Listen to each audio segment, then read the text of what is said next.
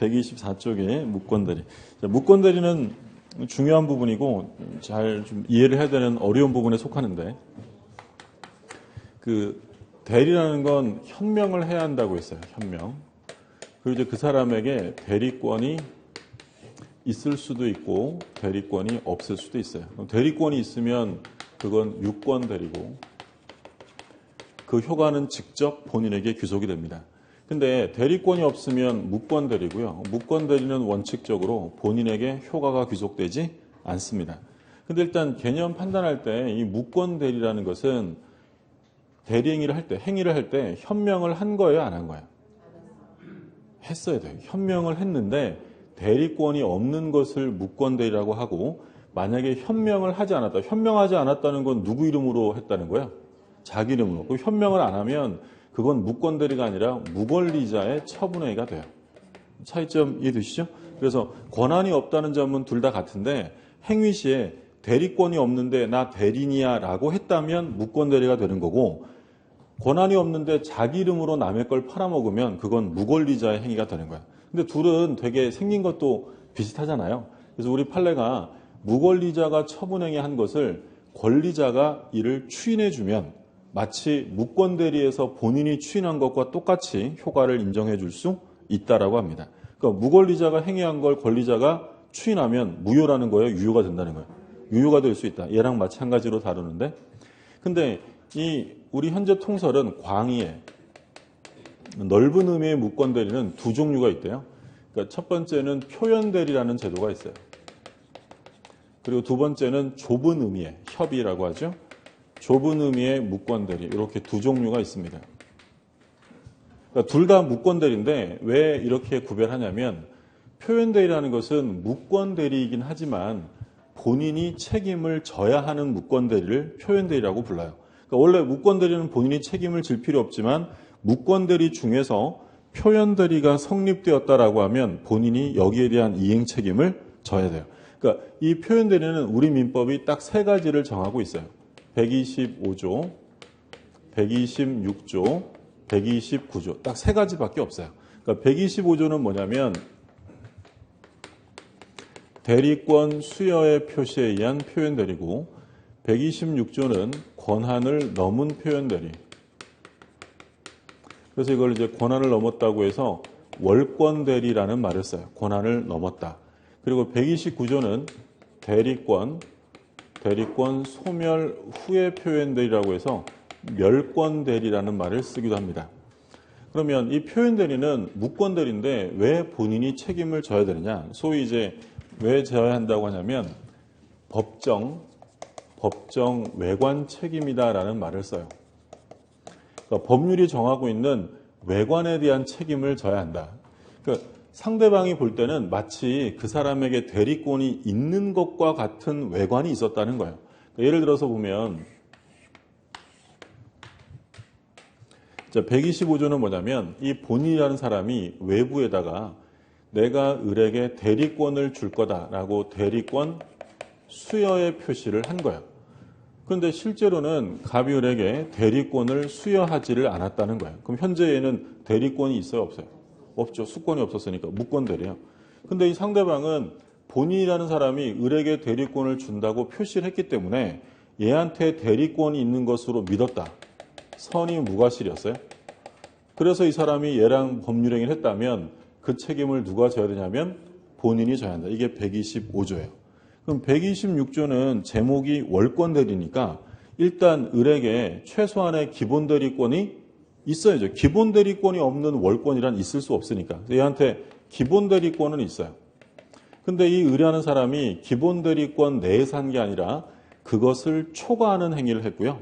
상대방은 을에게 그 권한이 있다고 믿었고 정당한 이유가 있다. 선의무과실이면 그 책임을 본인이 져라. 그럼 쉽게 말하면 얘가 얘한테 임대차 좀 해달라고 대리권을 주면서 각종 서류를 줬더니 얘가 임대차라는 게 아니라 매매를 해버린 거야. 그럼 임대차에 대한 기본 대리권은 있지만 매매할 권한은 없죠. 그럼 매매에 대해서는 유권 대리예요, 무권 대리예요? 매매는 무권 대리죠. 매매할 권한은 없잖아요. 근데 상대방은 본인이 교부해준 서류들을 을이 다 소지하고 있으니까 매매할 권한이 있다라고 믿었대요. 선의무과실이면 그 책임을 누가 져야 되냐면 본인이 져라. 이게 월권대리고 마지막으로는 멸권대리인데 그럼 대리권이 소멸한 후라는 것은 예전에는 대리권이 있었다는 거예요. 근데 대리권이 소멸됐음에도 불구하고 그 행위를 또 한 거죠. 예를 들어서 을이 갑을 대리해서 수금을 한 권한이 있었다. 예를 들어서 매달 수금할 권한을 가지고 수금을 해왔는데 얘가 돈 받아가지고 자기가 쓰고 이러니까 이제 그만하세요 라고 수권을 철회합니다. 그럼 이제 얘는 수금 권한 없죠. 근데 얘가 또 찾아가서 저 아시죠? 저 갑 대리인이잖아요. 이번에도 저 주시면 돼요 라고 해서 얘한테 줬다는 거야. 그러면 본인한테 또 줄 필요는 없다는 거죠. 이게 멸권대리예요. 세 가지를 봤어요. 야, 너 대리권 줄 것도 아니면서 왜 준다 그랬어? 책임져. 이게 125조고 야, 너 왜 배신할 사람을 대리인으로 선임했어? 책임져. 126조고 대리권이 소멸했으면 즉시 알려서 외형을 제거했어야지 왜 남겨놨어? 책임져. 129조예요.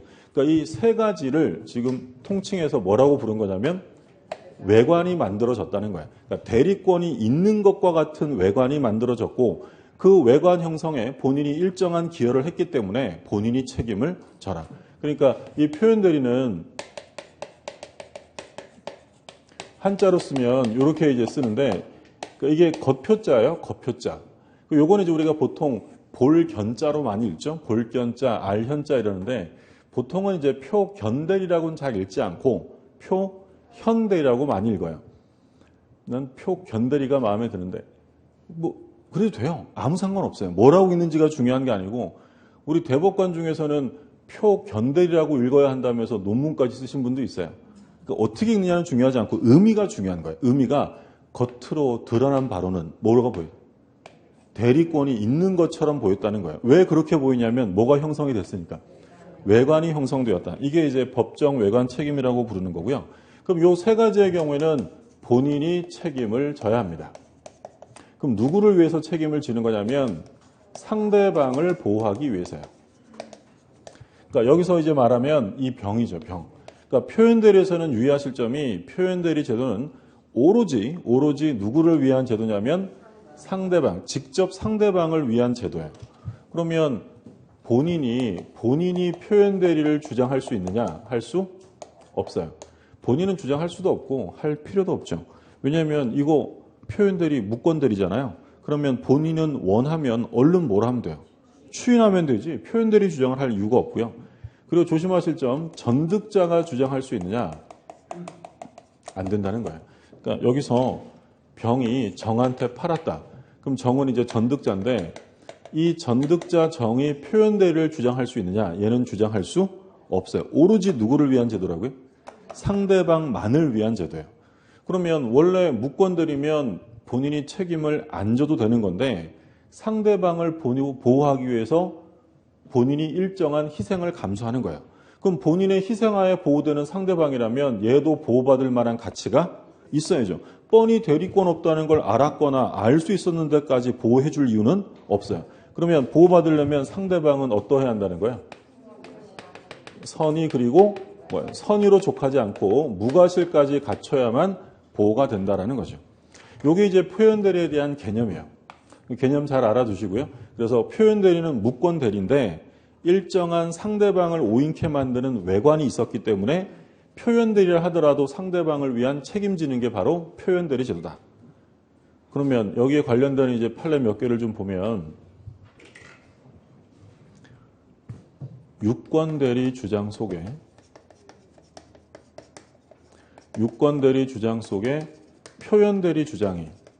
표현대리 주장이 포함되어 있느냐. 유권대리를 주장했어요. 어떤 사람이. 그러면 그 주장 안에 표현대리를 주장한 것으로 인정해 줄 수 있느냐. 될까 안 될까요?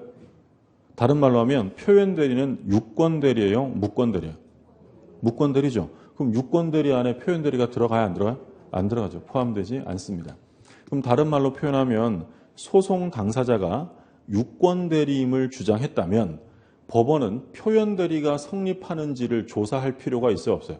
없어요. 왜냐하면 이건 유권대리가 아니라 무권대리 안에 들어가는 것이기 때문에 이 주장 안에 이 표현대리가 들어간 것이 아니다라는 거죠. 그러면 표현대리가 성립이 되었는데 상대방에게 일정한 과실이 있다면 과실상계가 적용될 수 있느냐? 자, 과실상계란 말 우리가 여기서는 이제 공부하면서 처음 들어봤는데 시험 범위가 아니에요. 시험 범위가 아니니까 의미만 알고 계시면 되는데 과실상계는 뭐냐면 손해배상을 청구했을 때 피해자에게도 일정한 과실이 있다면 전액 배상해 주는 게 아니라 그 배상액만큼을 깎아내리는 거죠.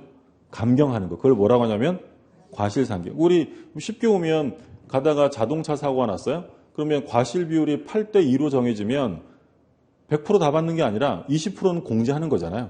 그걸 바로 뭐라고 하냐면 과실상계. 그러니까 보통 우리 소송 들어가면 청구한 금액을 다 주는 경우는 거의 없다고 생각하시면 돼요.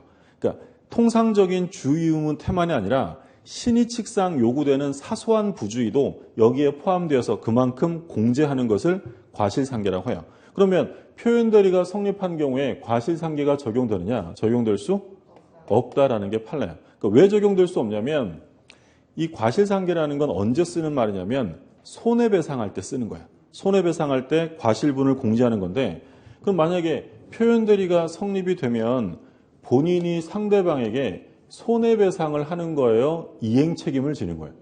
이행책임을 지는 거지 이건 손해배상의 문제가 아니라는 거예요. 그러니까 이 과실상계는 적용될 수 없고 본인은 전적인 이행책임을 져야 한다. 제가 처음이니까 왜 적용 안 되는지를 설명드렸는데 시험 범위가 아니기 때문에 이유는 시험에 나오지 않아요. 그러면 시험에 나오면 표현대리가 성립된 경우에 상대방의 과실분을 참작하여 이를 상계할 수 있다라고 하면 틀린 거예요. 과실상계는 적용되지 않고요. 자, 그리고 표현대리 행위가 만약에 강행규정에 강행법규에 위반되어서 강행규정 위반으로 무효가 되었다. 그럼 표현대리가 적용될 수 있느냐? 그러니까 이건 무슨 얘기냐면 얘랑 법률행위를 했는데 이 법률행위가 무효인 것으로 확정이 됐어요.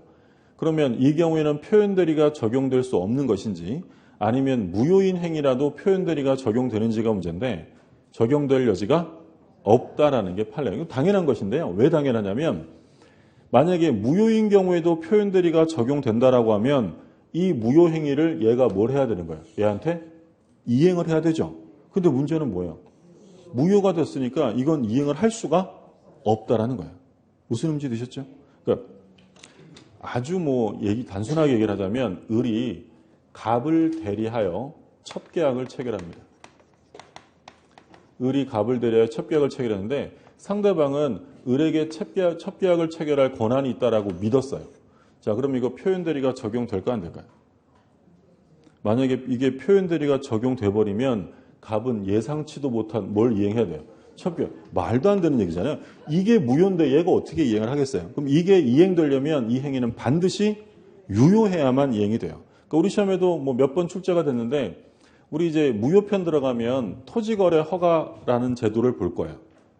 우리 임무 강의할 때 다 봤던 건데 토지거래 허가구역에서는 뭘 받아야 돼요? 허가구역이니까 허가를 받아야죠. 만약에 허가 못 받으면 그 계약은 무효가 돼요. 그럼 만약에 얘네들이 허가구역에서 매매계약을 했는데 이 매매계약이 허가를 못 받아서 확정적으로 무효가 됐어요. 표현대리는 성립될 여지가 없다. OX. 지금 허가구역에서 둘이 매매계약을 했는데 불허가 처분이 난 거예요. 그래서 확정적 무효가 되었다면 표현대리는 적용될 여지가 없다. 맞는 거죠. 여지는 있을까? 이렇게 생각하지 마시고, 그렇죠? 이게 유효가 될 때만 하는 거고 확정적 무효면 이건 표현대리가 적용될 여지가 없는 거죠. 이게 표현대리와 관련되는 판례들인데 여러 차례 출제가 된 것들이니까 다시 한번 좀 봐두시고요. 그럼 이제 지금부터 세 가지를 볼 거예요. 125조, 6조, 9조인데 중요도로 따지면 125조는 개념 좀 봐두시면 되고 시험이 나오면 대부분 126조에서 집중적으로 출제가 돼요. 129조는 제목만 보셔도 상관없고 이 세 가지를 보는데 그럼 일단 교재를 좀 볼게요. 125쪽에 괄호 4번에 표현대리의 특질이라고 되어 있죠. 별표 3개 해두시고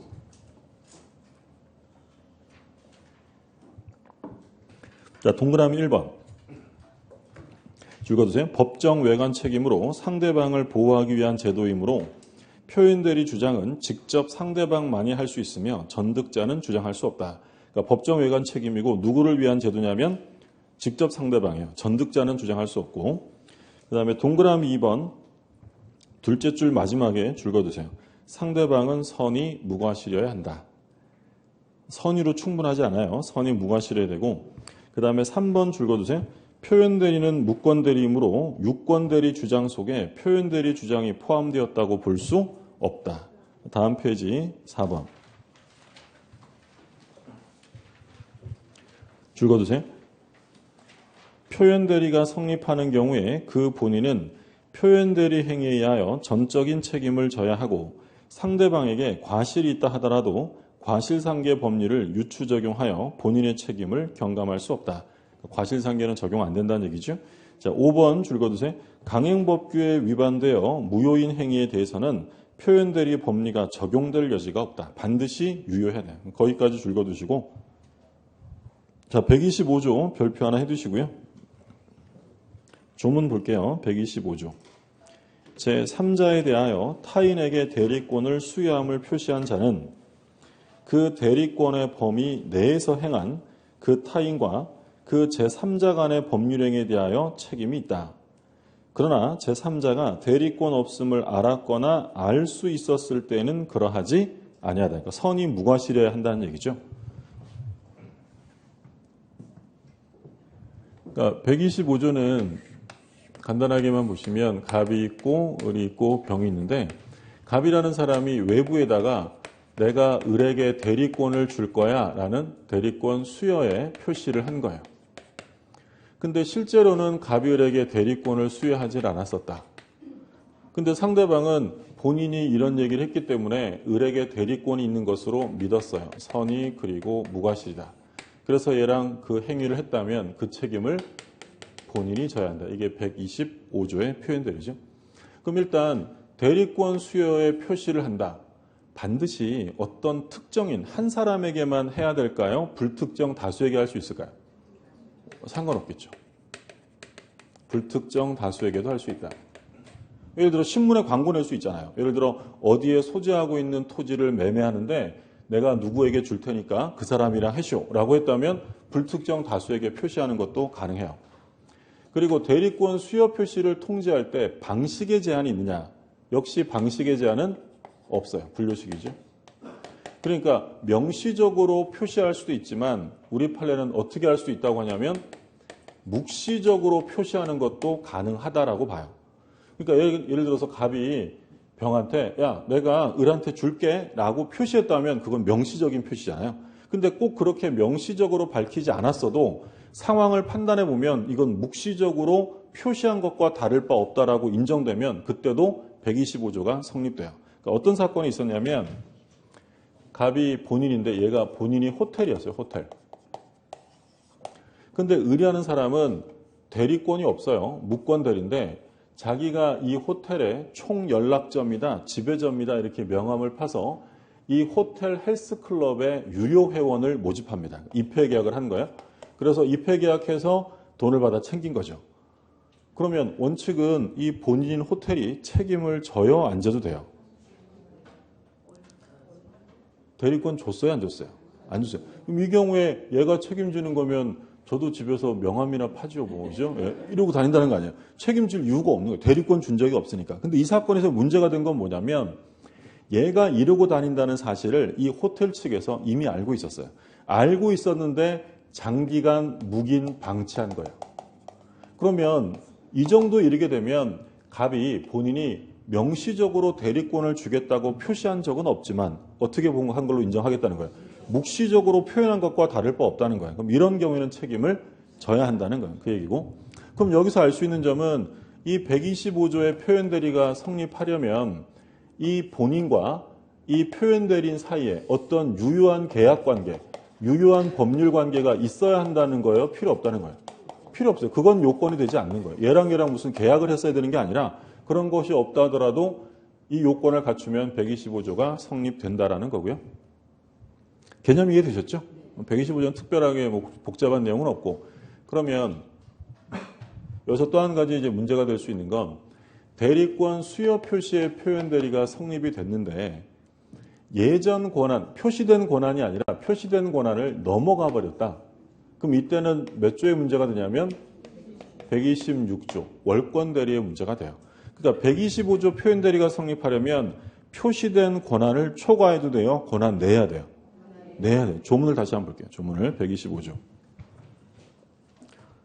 제3자에 대하여 타인에게 대리권을 수여함을 표시한 자는 그 대리권의 범위 내에서 행하니라고 되어 있죠. 범위를 넘어가면 이건 월권의 문제로 간다라는 거고, 그럼 이것도 똑같아요. 129조. 대리권 소멸 후의 표현들이죠. 대리권이 소멸했는데 소멸되었던 권한 내에서 한 게 아니라 그 권한을 초과하면 몇 조가 되냐면 126조의 문제가 돼요. 그러니까 129조가 성립하려면 권한을 초과해도 돼요? 권한 내야 돼요? 권한 내야 되죠. 예를 들어서 예전에는 임대차할 권한이 있었어요. 임대차 권한. 근데 대리권이 소멸된 다음에 임대차라는 게 아니라 아예 팔아버렸다. 매매를 했다면 129조의 문제가 아니라 126조의 문제로 간다라는 거죠. 봐두시고, 이게 이제 125조에 관한 내용이고요. 하나만 확인하면 제목이 대리권 수여예요. 수권이죠. 수권. 그럼 수권이라는 얘기는 법정 대리에서도 쓸 수 있어요? 임의 대리에서만 써요? 임의 대리죠. 그러면 이 125조는 임의 대리에만 적용되고 법정 대리에는 적용되지 않습니다. 근데 뒤에 나오는 6조와 9조는 임의 대리와 법정 대리에 모두 적용되는 거고요. 125조는 수권이란 말이 들어가기 때문에 법정 대리에서는 쓰지 않는 거고, 교재를 한번 볼게요. 그 127쪽에 기억, 대리권 수여 통지 방법에는 제한이 없다. 묵시적으로 할 수 있다고 했죠. 그 다음에 니은음 참고로 보시고 디귿에 보면 대리권 수여 통지는 특정인뿐 아니라 불특정 다수인에게도 할 수 있다. 그리고 리을, 본인과 표현 대리인 사이에 유효한 기본적 법률 관계가 존재하고 있어야 하는 것은 아니다. 그럼 이 얘기하는 거예요. 얘랑 무슨 유효한 법률 관계가 있어야 되느냐? 그건 요건이 아니다라는 거죠. 그리고 체크 플러스에 나온 게 조금 전에 말씀드린 호텔 판례요. 확인해 두시고, 그 다음에 동그라미 4번에 상대방은 선임과 동시에 무과실에 되고, 3번 적용 범위 첫째 줄에 줄 거두시면 되겠고요. 수권과 관련되므로 임의 대리에만 적용되며 법정 대리는 적용이 없다라는 점. 자, 이게 이제 125조고, 그 다음에 이제 나오는 게 126조예요. 별표 여기는 2개 해두시고요. 126조를 보죠. 대리인이 그 권한 외의 법률행위, 권한 넘었다는 거죠. 권한 외의 법률행위를 한 경우에 제3자가 그 권한이 있다고 믿을 만한 정당한 이유가 있는 때에는 본인은 그 행위에 대하여 책임이 있다. 자, 이 126조를 좀 보시면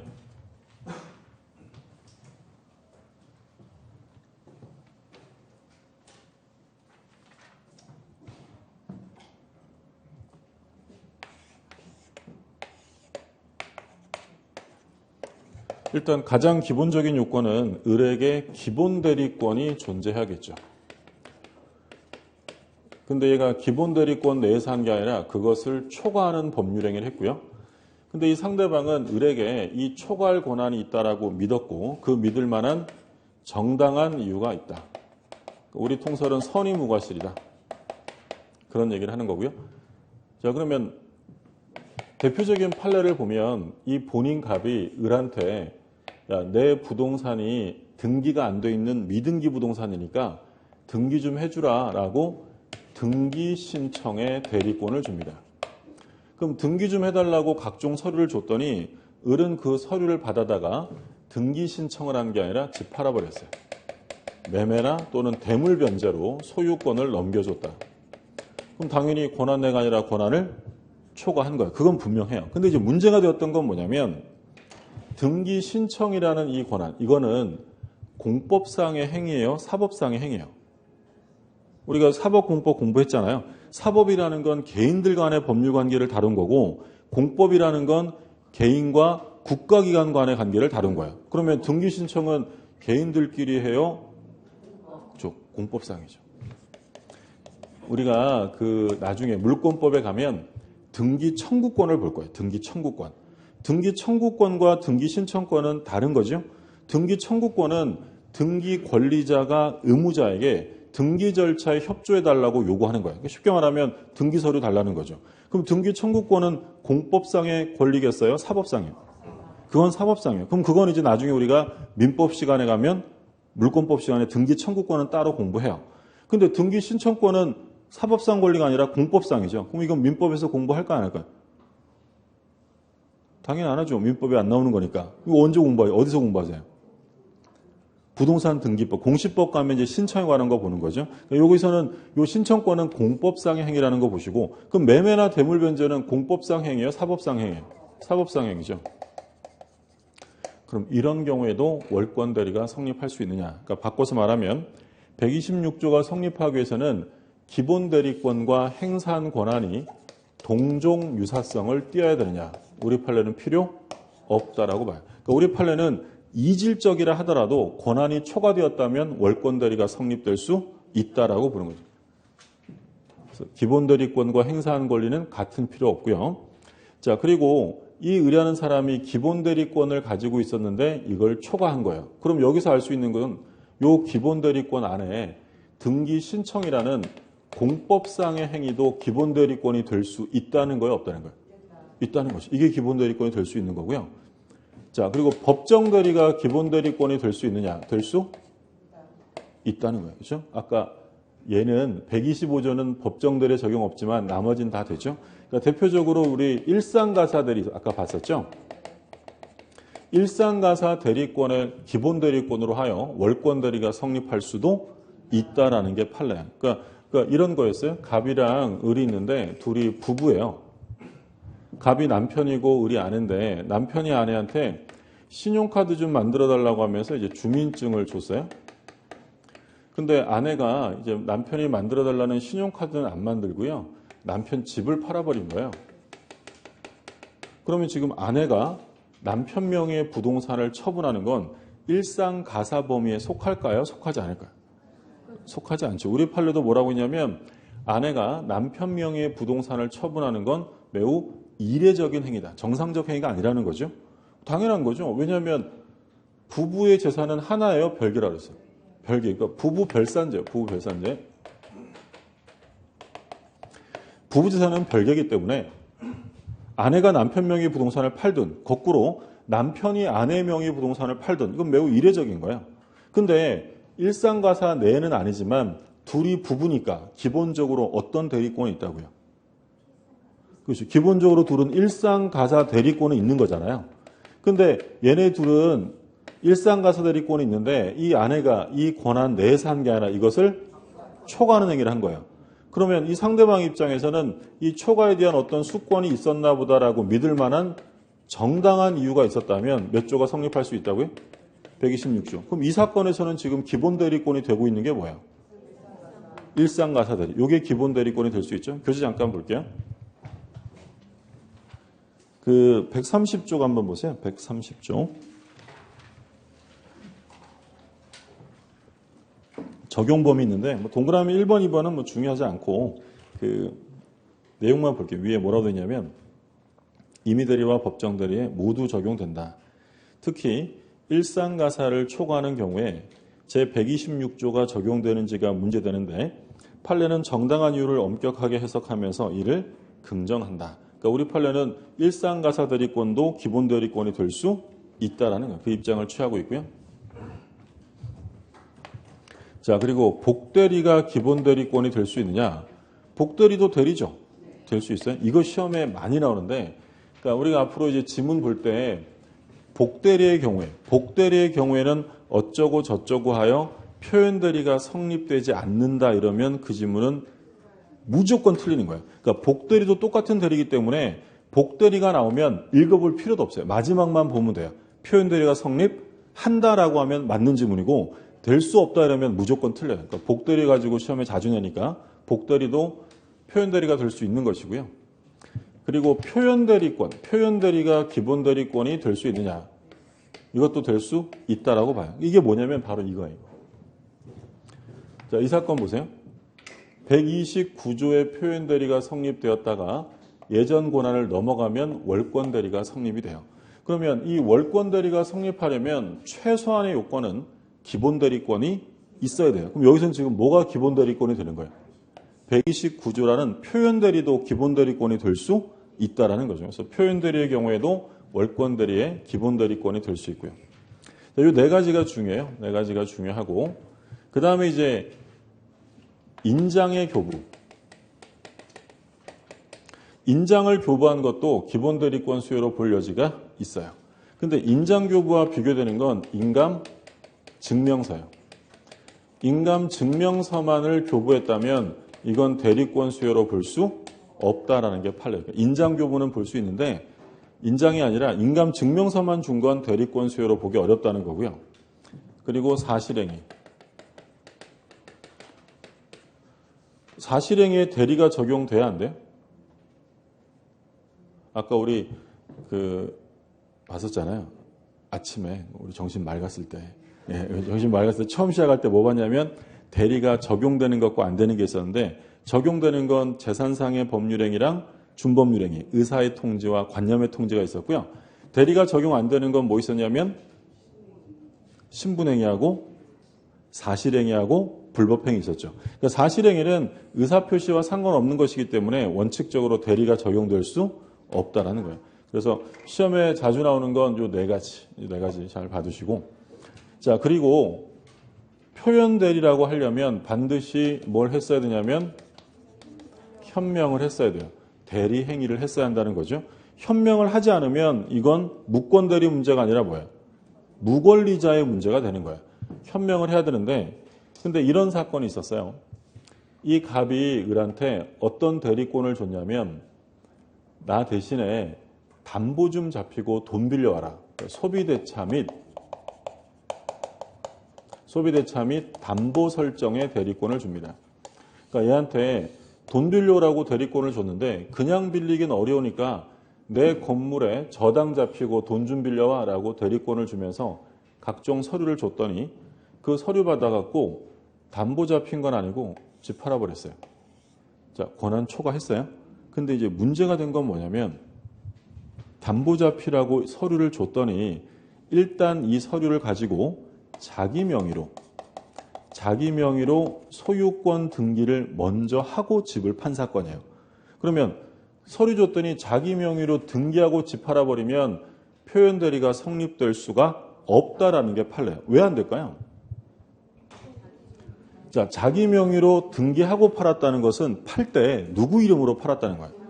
자기 이름으로 판 거죠. 현명한 것이 아니다라는 거예요. 그럼 이건 무권리자 처분행위지 무권 대리 문제가 아니다라는 거죠. 그래서 표현 대리가 성립하려면 반드시 현명을 했어야 돼요. 우리 아까 처음 시작할 때 현명을 해야 무권 대리지 현명조차 하지 않으면 그건 무권리자 행위가 될 뿐이다라고 했던 거죠. 자, 그리고 이제 마지막으로 정당한 이유가 있어야 돼요. 정당한 이유. 선의 무과실해야 되는데 이게 언제를 기준으로 하느냐가 중요한데 기준되는 시점은 대리 행위시예요. 행위시. 그러니까 계약시, 법률행위시 다 같은 말이죠. 그러니까 이때 대리 행위를 할 때 선의 무과실이면 되는 거고요.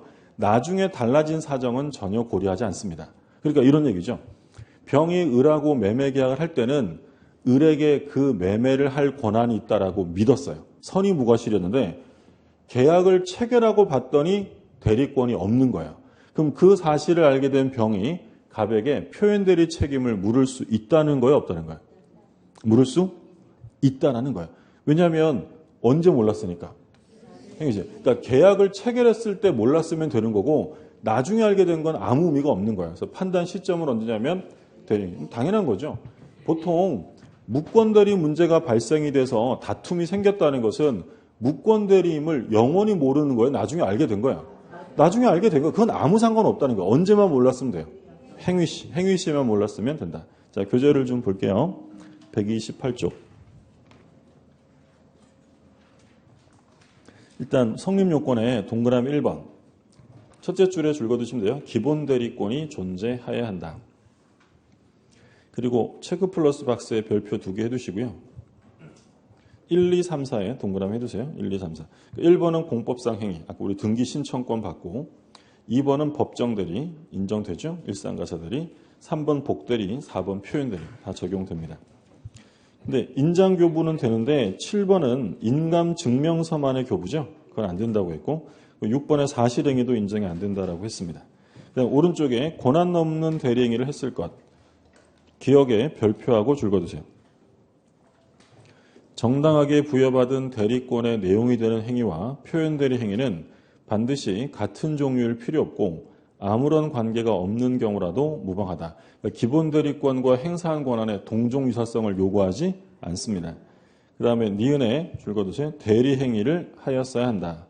즉 현명이 없는 경우에는 본조가 적용될 수 없고 단지 무권리자 처분 행위 문제가 생기게 된다. 그래서 판례박스에 파란 글씨에 뭐라고 했냐면 소의 갑, 이 갑이 피고로부터 등기원한 사실을 조작하여 위 부동산 등기를 거기에 줄거두세요. 자기 개인 앞으로 이전한 후. 자기 개인 앞으로 이전한 후에 팔았다는 거예요. 그러면 이거 팔 때 현명한 게 아니라 누구 이름으로 판 거냐면 자기 이름으로 판 거죠. 그러면 표현 대리가 적용될 여지가 없습니다. 디귿은 지금 안 보셔도 되고 그냥 동그라미 3번에 정당한 이유가 있을 것. 일단 넷째 줄에 그 정당한 이유 판단은 어떻게 한다고 되냐면 객관적에 동그라미 해두세요. 주관적 관찰하는 게 아니라 객관적이고 넷째 줄 마지막에 별표하고 줄거두세요. 정당한 이유의 판단 시기는 언제냐면 대리 행위 시, 법률 행위 시고요. 그 이후의 사정은 고려하지 않는다라는 거죠. 126조, 여기서 자주 출제가 되니까 좀 봐두시고 자, 130쪽의 129조는 조문만 읽고 넘어가면 돼요. 뭐라고 되냐면 대리권의 소멸은 선의의 제3자에게 대항하지 못한다. 그러나 제3자가 과실로 인하여 그 사실을 알지 못한 때는 그러하지 아니하다. 그러니까 일단 129조는 뭐 안 봐도 성립 요건이 뻔하잖아요. 129조는 첫 번째, 예전에는 대리권이 있었을 것. 행위 시에는 대리권이 소멸했고요. 그리고 세 번째, 상대방은 어때야 돼? 선이 무과실 것. 이렇게 되면 129조가 성립된다라는 거예요. 지금 우리가 뭘 본 거냐면 표현 대리 세 가지를 본 거예요. 그러면 이 세 가지 빼면 나머지 무권 대리는 전부 다 뭐예요? 협의의 무권 대리예요. 그러면 이 협의의 무권 대리와 표현 대리를 볼 때 무권 대리 중에서 본인이 책임을 져야 하는 무권 대리가 많은 거예요? 질 필요 없는 게 많은 거예요? 질 필요 없는 게. 져야 되는 건 딱 몇 개냐면 세 가지밖에 없어요. 그래서 이 세 가지 이외에는 전부 다 협의의 무권 대리고 본인은 책임질 이유가 없다라는 점이죠. 구별되시죠? 예. 가끔 이제 공부를 표현 대리 공부 많이 하다 보면 가끔 그런 오해를 해요. 주문 보니까 임대차할 권한이 있었는데 매매했다는 말이 나와요. 그러면 월권 대리네. 126조로 본인이 책임을 져야 되네. 이렇게 생각하는 경우가 있는데 그거 아니죠? 원칙은 뭐예요? 원칙은 협의 무권 책임질 필요 없는 거예요. 여기서 본인에게 표현 대리 책임을 물으려면 상대방이 선의무과실이다. 정당한 이유가 있다. 이런 말이 나와야 되는 거예요. 그러니까 일단 권한이 넘어갔다라고 한다면 뭘 먼저 떠올리셔야 한다고요? 이게 먼저 이거 본인이 책임 안 지는 게 맞는 거예요. 그런데 만약에 구체적인 요건이 제시가 되면 표현 대리 성립 여부를 봐서 그때 표현 대리 책임을 묻는 것이지 권한이 넘어갔다고 해서 무조건 월권 대리가 성립하여 본인이 책임을 지는 것은 아니다라는 거예요. 다른 시험에서는 이렇게 물어본 적도 있어요. 광의의 무권 대리에서 표현 대리를 제외하면 협의의 무권 대리가 된다. 오엑스? 너무 쉽죠? 아니, 얘 더하기 얘는 얘니까 얘 빼기 얘는 뭐겠어요? 이게 나오는 거죠. 그러니까 무권 대리는 두 종류가 있다는 거예요. 표현 대리하고 뭐밖에 없어요? 협의 무권 대리. 근데 이 표현 대리는 딱 세 가지니까 나머지는 전부 다 어디 들어가냐면 협의의 무권 대리. 그러면 그 다음 페이지에 보면 협의의 무권 대리가 나오죠. 협의의 무권 대리 이제 1번에 계약의 무권 대리인데 시간이 좀 애매해서 좀 쉬었다가 볼게요. 협의의 무권 대리부터.